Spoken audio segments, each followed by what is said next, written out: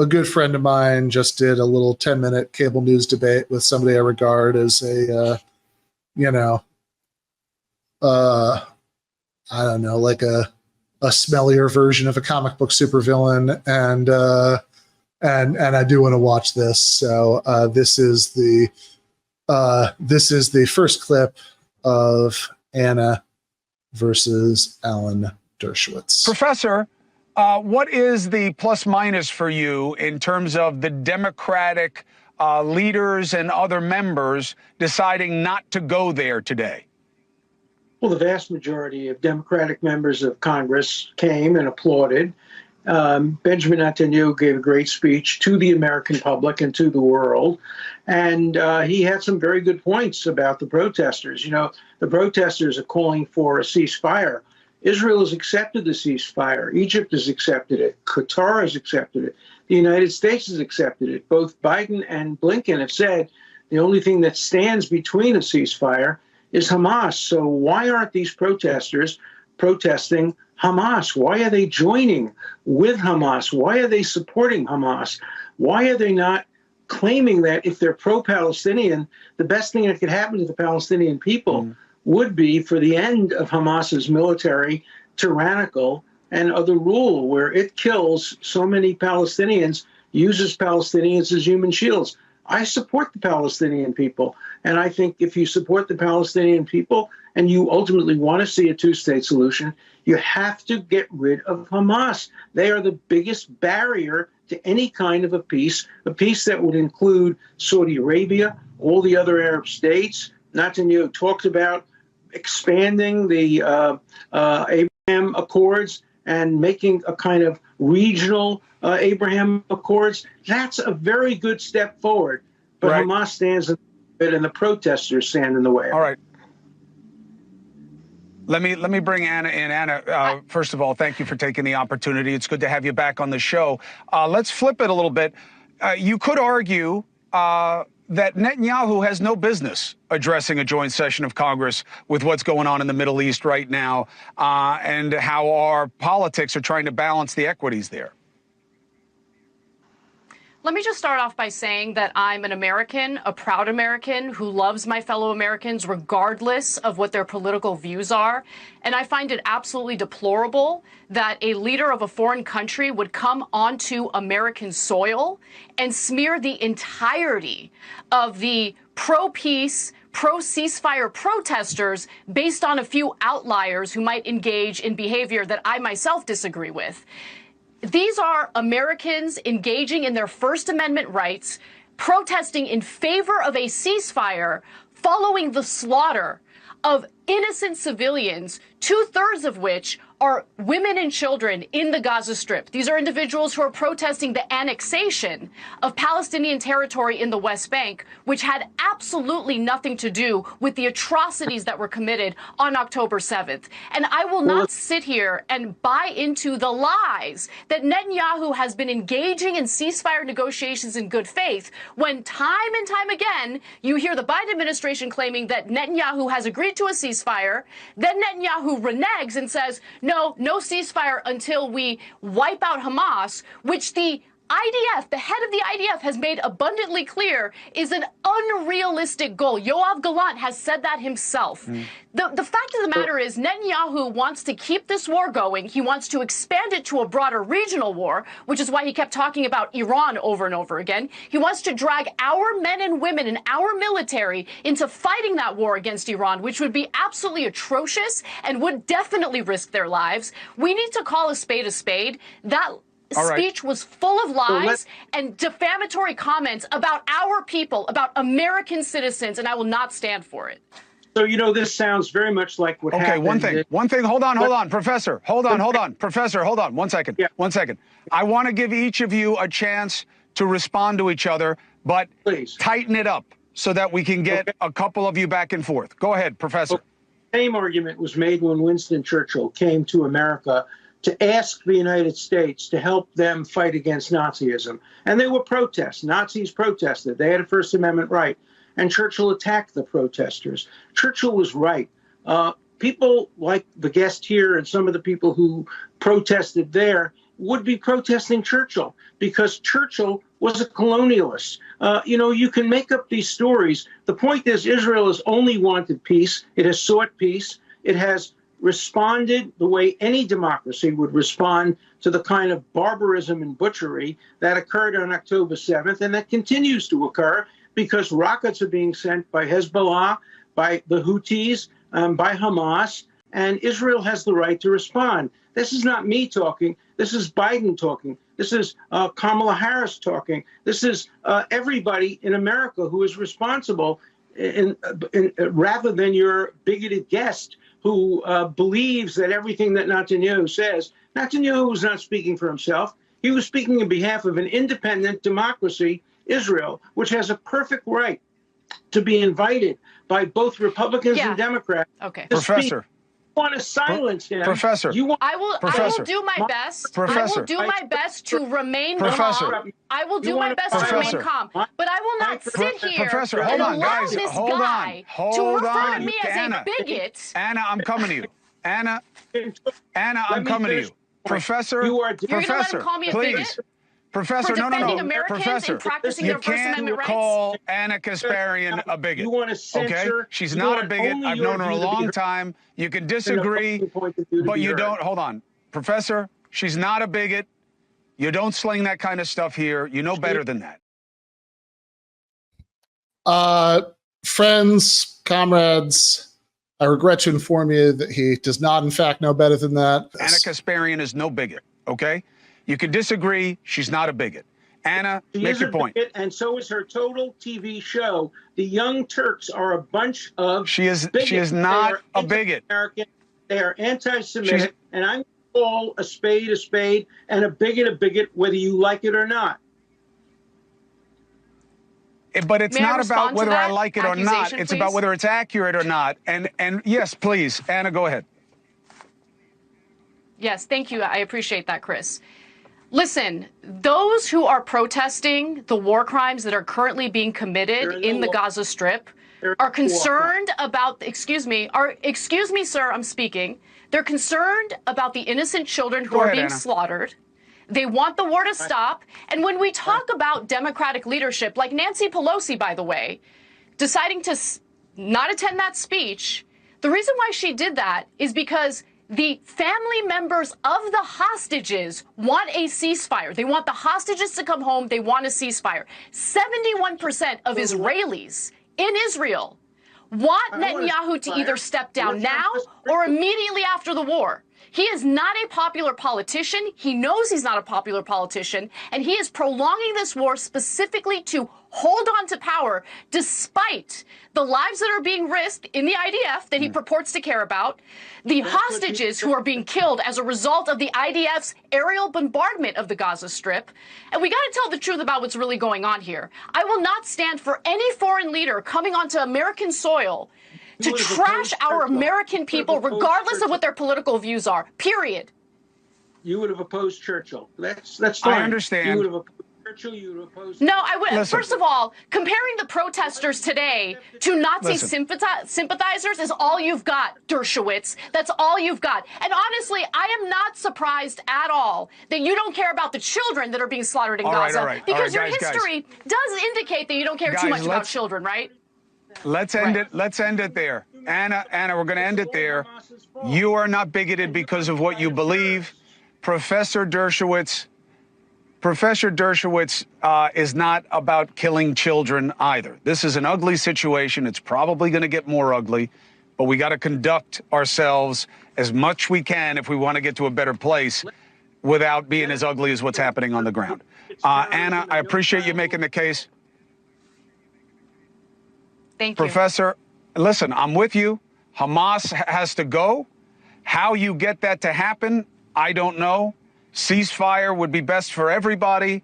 I don't know that it's going to happen anytime soon. And it's not unfair to argue that Netanyahu, that's not his main objective at this point in time. I don't think that's unfair. But it is also equally unfair to make it look like Israel did this unprovoked. That's not Anna's position, but for many it is. And there are a lot of bigots out there. She's just not one of them. Ana Casparian, thank you very much. Professor Dershowitz, I love you. Thank you for coming on to make the case. Um, yeah, that's I don't know if Cuomo in the moment didn't get what she was saying about giving your history. You probably don't care very much about children. Or maybe he just decided to diplomatically pretend not to get that. Whoa. When was this? This was like, it was like right after Netanyahu's speech. So was it last week? Yeah. Oh, damn. Is that that's not CNN? What is that? News Watch? Yeah. It's News Nation. That's where Chris Cuomo's show is now. I've been on there a couple times. I've never been on Cuomo's, but I've been on Dan Abrams, which but yeah, it's. I wonder why they go after Ana. Well, I mean, this is what Alan Dershowitz does, right? I mean, like, this is, if you disagree with him about this, it's because you love terrorists, you're an anti-Semite, it's kind of anything but talk about the thing itself, right? Because, when what you're trying to defend is, more kids having died in the last 9 months than in like all the war zones in the world for like 4 years before that. It's really hard to do that in the merits, right? It's a lot better to it's a lot better to attack the motivations of the person that you're talking about. But also, like, I don't know. I mean, again, this is up with me giving hypothetical tactical advice to Trump earlier. But if for some reason I was going to have a heart-to-heart with Alan Dershowitz about how we should approach these things, it's like, I don't know that somebody whose name appears on the Epstein flight logs as much as yours does should turn conversations into like who's a worse person contest. Just lay low, brother. Exactly. Just lay low. That's all you have to do. Just lay low. He didn't want to lay low. He wanted to yell at.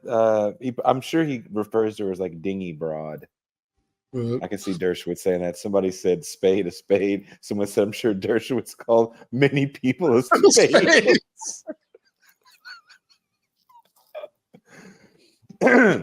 He's an interesting character, man. He was a lovable dude at one point in time when he was. I remember that. Klaus Van Bülow off that murder charge. Did you watch the movie? I've never seen the movie. I've only seen the Bill Curtis narrated American Justice on it and another true crime thing. I've watched it twice recently. Jesus, what's the movie? Twice recently. It was what is that movie called? For some reason it's on the Criterion collection, but I watched it and then I'm like, oh, I gotta talk about this on Bad Takes. So then I watched it again so I could be like up on it. And it's got one of those like really forgettable titles, but it is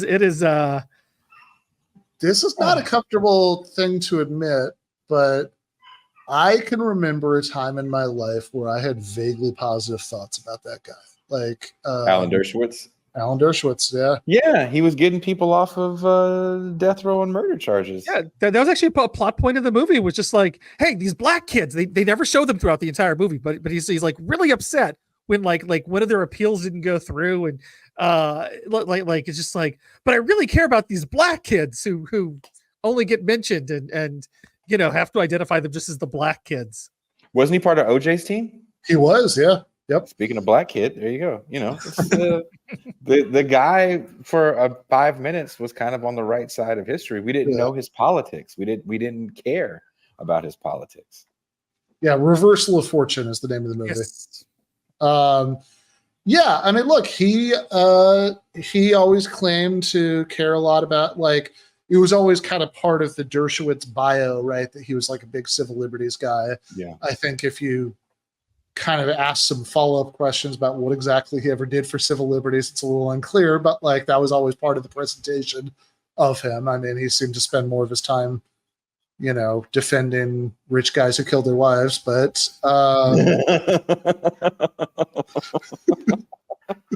as one does to pay for all the poor black people you're supposed to free, right?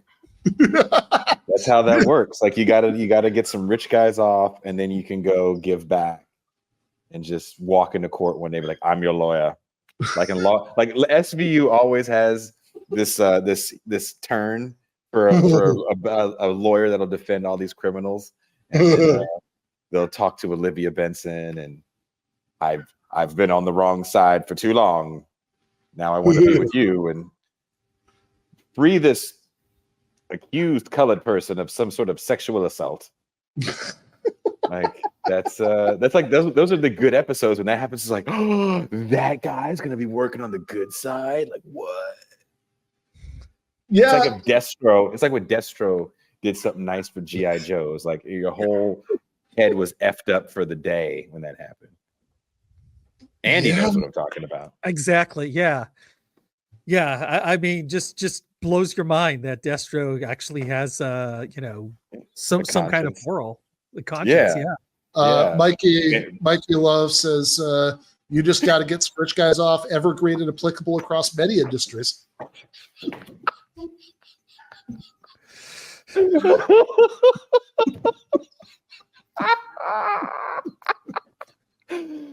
I said something real horrible in a text I sent you earlier today that I had to write in parentheses. That's what she said, because it was just so, whatever wording it was so bad. I was like, just here.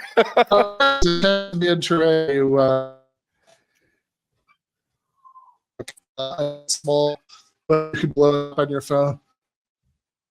Yeah, it's gonna.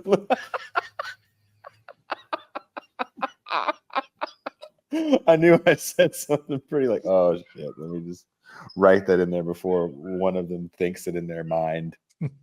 Yeah. Also, by the way, like, it seemed like a big part of Dershowitz's appeal is that's like whatever else was true about this guy, he was supposed to be smart. And like, what is he doing in that debate? It's like, oh, it's just that's what happened in history. So everything was it's like, oh, I just had laid out some general principle. Yeah, but would you say that about Nazis? It's like, well, no, man. The Nazis were really bad. I would make exceptions to a lot of things for Nazis. That's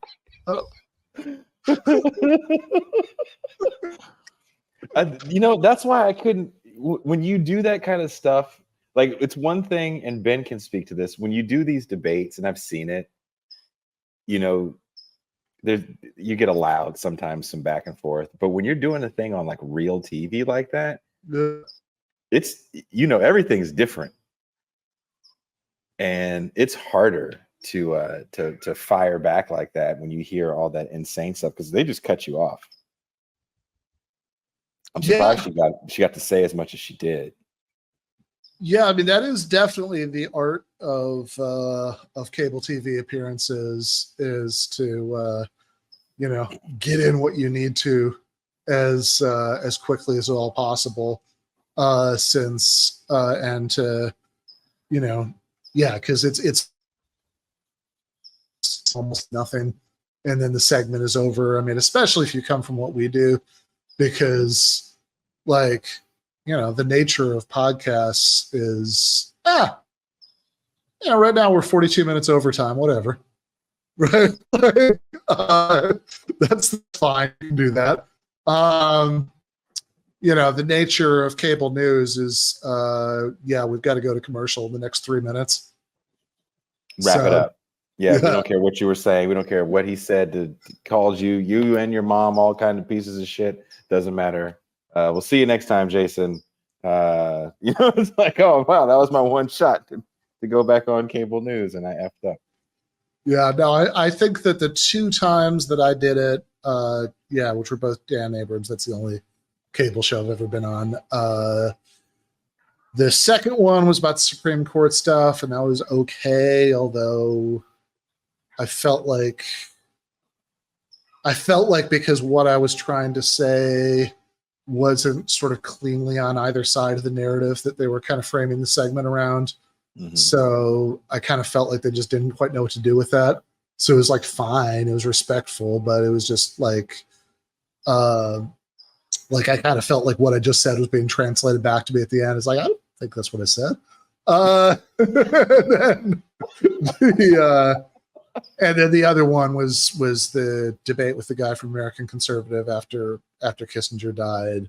And that one I felt good about, but it's also like, that's kind of the perfect subject to do that about. Cause it's like, I don't, it's Henry Kissinger. Like you can just kind of like, it's not that hard to like pretty quickly rattle off some of the guy's greatest hits.